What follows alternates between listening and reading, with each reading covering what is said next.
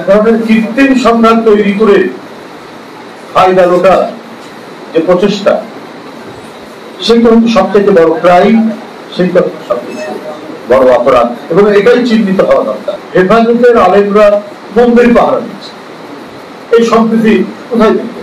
আমাদের এই অটুট বন্ধনকে কেউ ছিন্ন করতে পারবে না। এর পিছনে যতই রাজনৈতিক কারণ থাকুক, যতই আন্তর্জাতিক কারণ থাকুক, আমরা পরস্পরকে চিনি, আমরা একে অপরের নিরাপত্তা থাকবো। এবং আমাদের এখানে যারা আমরা সংখ্যালঘু বলে, এটাও একটা আমি মনে করি ভুল টার্ম। আমরা ধর্মের ভিত্তিতে হয়তো আমাদের লোক সংখ্যা বেশি, আবার ভারতীয় ধর্মের ভিত্তিতে হিন্দু ধর্মের লোক সংখ্যা বেশি, তাতে কি হতো? আমরা তো একই কালচার, একই জাতীয়তার মানুষ। সেলফিন অ্যাপে দেশ বিদেশের যে কোনো জায়গা থেকে অ্যাকাউন্ট খুলতে পারবেন কোনো ঝামেলা ছাড়াই। সেলফিন, আগামীর ব্যাংকিং।